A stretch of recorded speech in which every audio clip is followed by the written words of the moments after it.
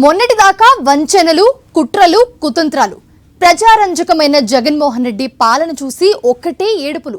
ఏం చేసినా సరే ప్రజలకు మాత్రం దగ్గర కాలేకపోయారు.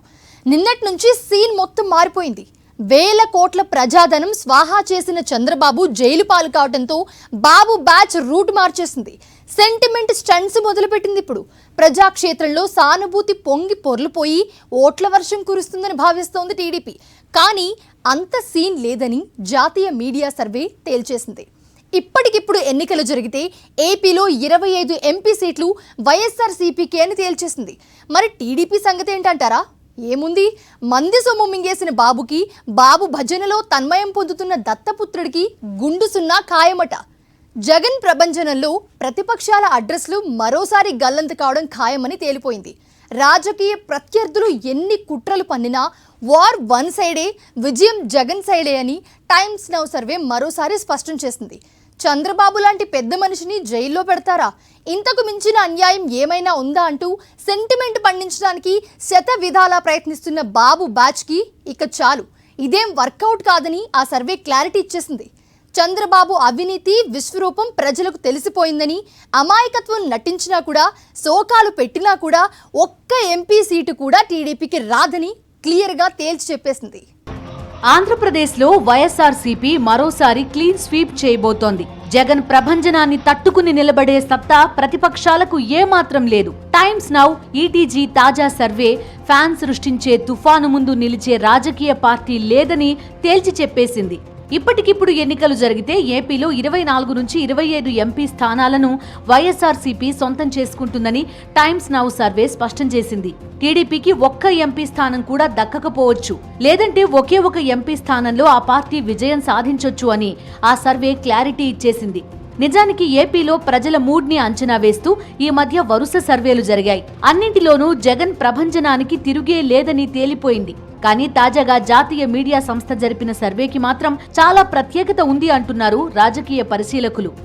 ఎందుకంటే చంద్రబాబు జైలు పాలైన తర్వాత జరిగిన సర్వే ఇది. చంద్రబాబు అరెస్ట్ తర్వాత సానుభూతి కోణంలో టీడీపీ చాలా పెద్ద కలలే కంటోందని రాజకీయ వర్గాలు చెబుతున్నాయి. ఈ నేపథ్యంలో ఏపీలో మరోసారి వైఎస్ఆర్సీపీకి తిరుగు లేదని టైమ్స్ నౌ సర్వే తేల్చేసింది.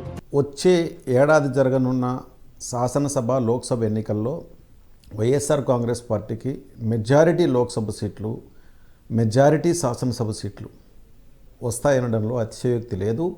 దానికి ఏ సర్వే సంస్థ చెప్పాల్సిన అవసరం కూడా లేదు. మీరు ఆంధ్రప్రదేశ్ రాష్ట్రంలో ఏ జిల్లాలో ఏ పల్లెకు వెళ్ళినా జగన్మోహన్ రెడ్డి గారు సంక్షేమ పథకాలు మన కళ్ళకు కనిపిస్తాయి.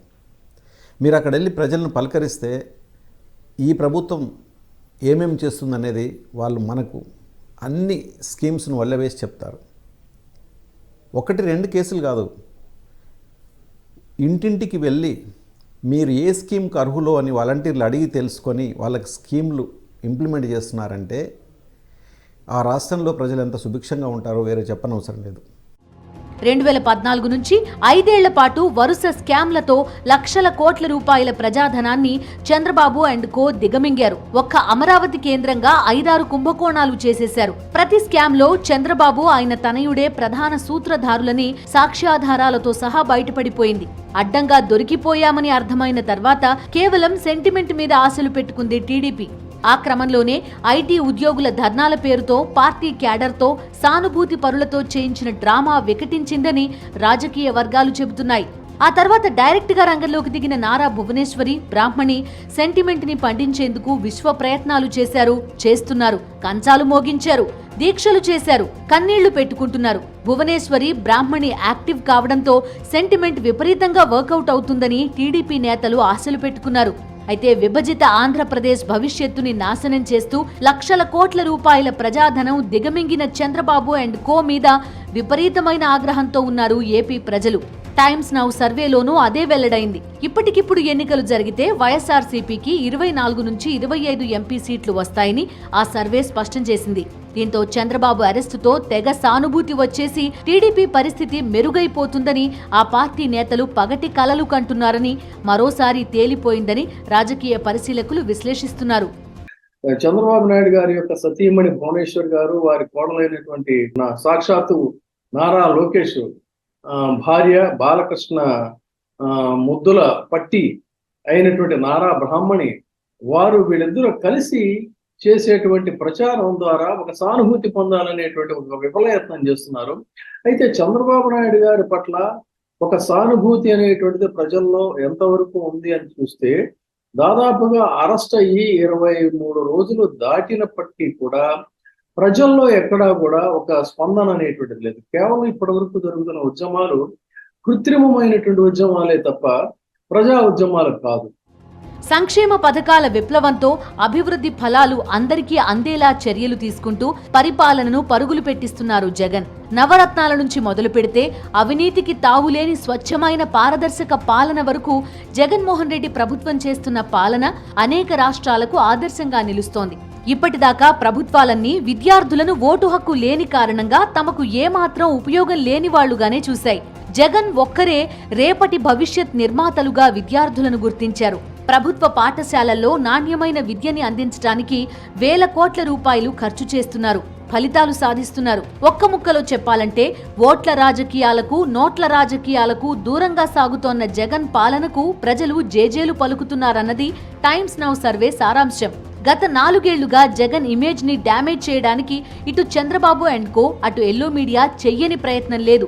అవేవీ ఫలించలేదు. జగన్ టార్గెట్ గా మరిన్ని కుట్రలకు పదును పెడుతోన్న సమయంలోనే విభజిత ఆంధ్రప్రదేశ్ తొలి సీఎంగా చంద్రబాబు వెలగబెట్టిన స్కామ్లన్నీ బయటపడ్డాయి.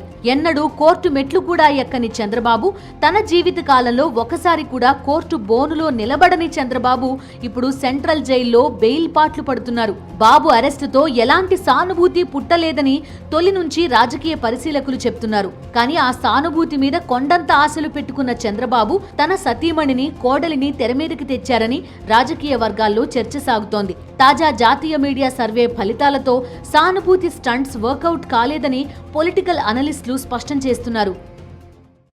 ప్రజల మనసులు గెలుచుకుంటే అధికారం దక్కుతుంది. ఈ నిజం చంద్రబాబు అండ్ కోకి తెలియంది కాదు. కానీ ప్రజల మనస్సు గెలుచుకునేంత గొప్ప నాయకత్వ లక్షణాలు లేవు కదా. అందుకే జగన్ ఇమేజ్ ని దెబ్బ కొట్టాలని విశ్వ ప్రయత్నాలు చేస్తూ ప్రతిసారి ఎదురు దెబ్బలు తింటూనే ఉంది. ఇప్పుడు వేల కోట్ల రూపాయల స్కామ్ల వెనుక సూత్రధారి బాబే అని తేలిపోయింది. చంద్రబాబు జైలు పాలైనా ప్రజల నుంచి అయ్యో పాపమన్న తరహాలో కూడా స్పందన రావటం లేదు. ప్రజలకు తాము ఎంత దూరమైపోయామో అర్థమైన టీడీపీ అధినాయకత్వం దత్తపుత్రుడి ముసుగు తీసేసింది. పవన్ మీద చాలా ఆశలే పెట్టుకుంది. అయితే జనసేనకి అంత సీన్ లేదని జాతీయ మీడియా సర్వే క్లియర్ కట్ గా చెప్పేసింది. ఏదో అనుకుంటే ఇంకేదో అయింది అన్నట్టుగా తయారైంది టీడీపీ జనసేన పరిస్థితి. చంద్రబాబు అరెస్ట్ తర్వాత మొదలైన సెంటిమెంట్ స్టంట్స్ లో పవన్ కళ్యాణ్ కూడా ముఖ్య భూమిక పోషిస్తూ వస్తున్నాడని రాజకీయ పరిశీలకులు విశ్లేషిస్తున్నారు. అటు చంద్రబాబు సతీమణి, కోడలు సీన్లోకి వచ్చినా ఎలాంటి ప్రభావం కనిపించలేదు.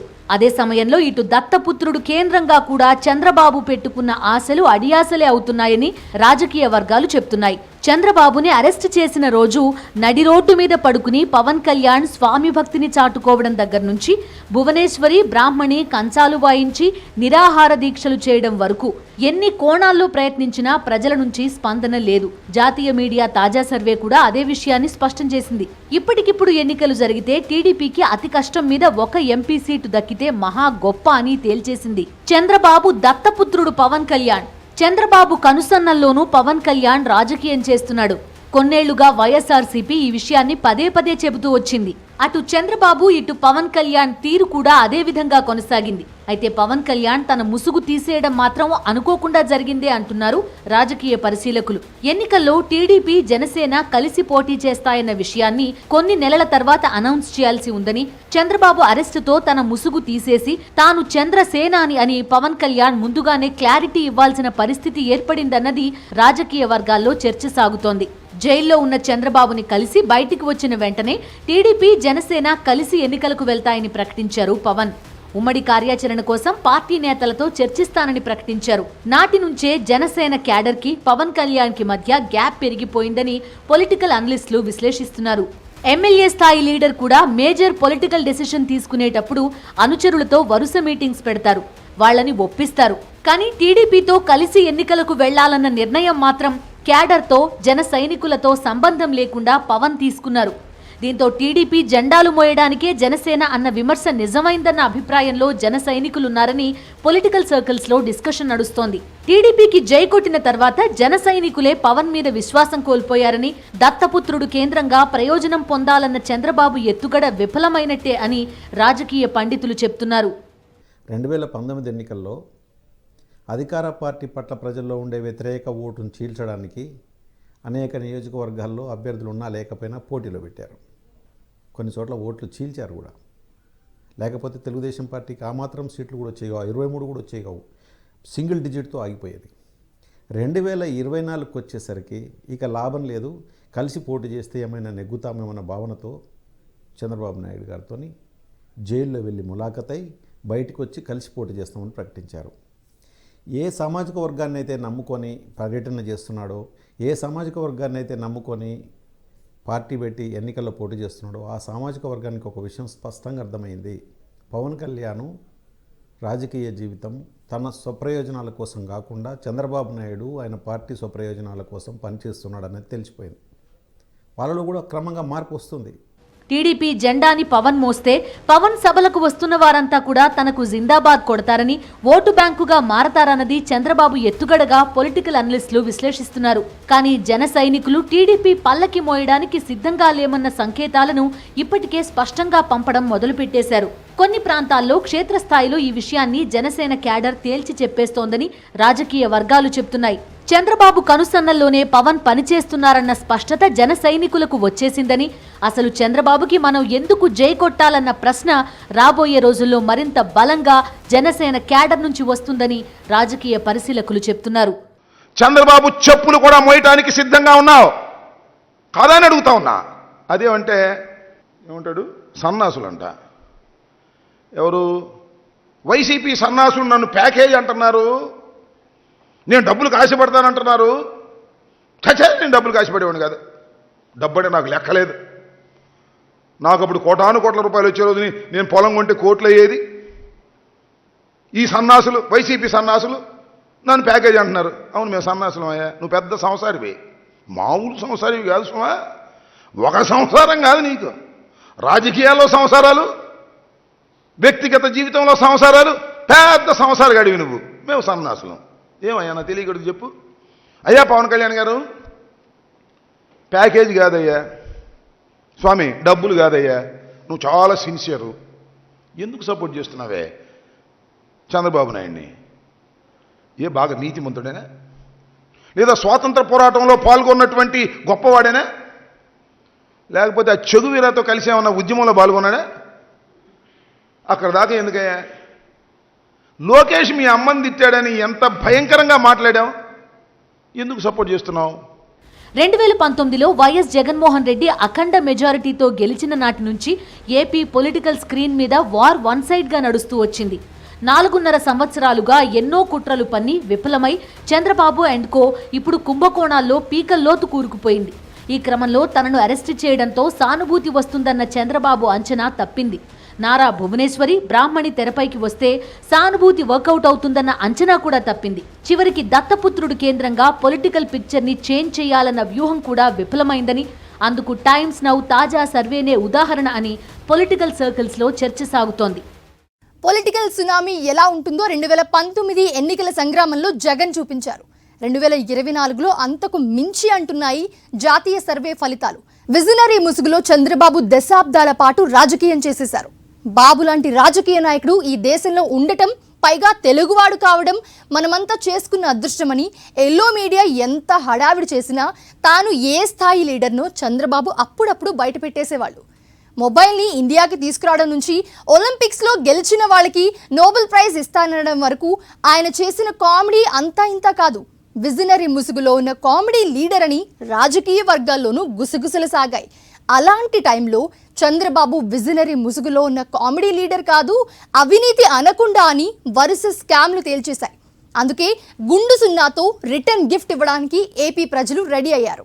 ఆంధ్రప్రదేశ్లో 2019 ఎన్నికల్లో 22 లోక్సభ స్థానాల్లో వైఎస్ఆర్సీపీ విజయం సాధించింది. ఇప్పటికిప్పుడు ఎన్నికలు నిర్వహిస్తే 24 నుంచి 25 ఎంపీ స్థానాల్లో విజయ భేరి మోగిస్తుందన్నది టైమ్స్ నౌ తాజా సర్వే సారాంశం. గత 52 నెలలుగా సీఎం జగన్ అందిస్తున్న సంక్షేమాభివృద్ధి పథకాలు, సుపరిపాలనతో వైఎస్ఆర్సీపీకి ప్రజాదరణ మరింత పెరిగిందని ఆ సర్వే స్పష్టం చేస్తుంది. వికేంద్రీకరణ ద్వారా సుపరిపాలన, అవినీతికి తావు లేకుండా అర్హతే ప్రామాణికంగా సంక్షేమ పథకాల ఫలాలను లబ్ధిదారులకు అందిస్తుండడం, విద్య, వైద్య, వ్యవసాయ రంగాల్లో సంస్కరణల ద్వారా అభివృద్ధిలో రాష్ట్రాన్ని అగ్రగామిగా నిలపడాన్ని ఏపీ ప్రజలు చూస్తున్నారు. దీన్ని చంద్రబాబు పాలనతో పోల్చుకుంటున్న ప్రజలు సీఎం జగన్తోనే రాష్ట్రం సమగ్రాభివృద్ధి సాధ్యమని బలంగా నమ్ముతున్నారు. జగన్ని లక్ష్యంగా చేసుకుని Chandrababu and co yellow media చేస్తున్న కుట్రలను ప్రజలు గమనిస్తున్నారని, వాళ్లే తమ ఓటుతో బుద్ధి చెబుతారని రాజకీయ వర్గాల్లోనూ చర్చ సాగుతోంది. పవన్ కళ్యాణ్, చంద్రబాబు నాయుడు, ఎల్లో మీడియా, అక్కడ జరుగుతున్న సంక్షేమ కార్యక్రమాలు, అక్కడ జరుగుతున్న అభివృద్ధి కార్యక్రమాలు, వాటన్నిటిని పక్కన పెట్టేసి ఎక్కడో ఒక చోట చిన్న నెగటివ్ అంశాన్ని పట్టుకొని ఆంధ్రప్రదేశ్ రాష్ట్ర ప్రజల మీద విషం చెమ్ముతున్నాయి. ఆ రాష్ట్ర ప్రజల మీద విద్వేషాన్ని చెమ్ముతున్నాయి. ఏ రాష్ట్రమైనా బాగుపడాలని ఆ రాష్ట్ర ప్రజలు కోరుకుంటారు. ఆ రాష్ట్రంలోనే పుట్టి పెరిగిన రామోజీరావుకు మాత్రం ఆంధ్రప్రదేశ్ అంటే గిట్టదు. ఆంధ్రప్రదేశ్ ప్రజలంటే గిట్టరు. ఆంధ్రప్రదేశ్లో ఏదో మంచి జరుగుతుందంటే ఆయనకు నచ్చదు. ఆంధ్రప్రదేశ్ వేరే రాష్ట్రాలతో వెనుకబడి ఉందంటే చాలా ఆనందంగా పెద్ద పెద్ద హెడ్డింగులు పెట్టి పండగ చేసుకుంటారు. ఒక రాష్ట్రం మీద మీ పార్టీకి నువ్వు మద్దతు ఇచ్చే చంద్రబాబు నాయుడికి ఓట్లు వేసి ఆయనను ముఖ్యమంత్రిని చేయలేదనే నీ కోపం ఆ ప్రజల మీద చూపిస్తున్నావు చూడు. ఆ ప్రజలు రేపు ఎన్నికల్లో మీకు మీ మద్దతు ఇచ్చే పార్టీకి ఏ రకంగా బుద్ధి చెప్పాలో తెలుసు స్పష్టంగా. 2019 సార్వత్రిక ఎన్నికల్లో 50% ఓట్లు సాధించి 151 శాసనసభ, 22 లోక్సభ స్థానాల్లో విజయం సాధించింది వైఎస్ఆర్సీపీ.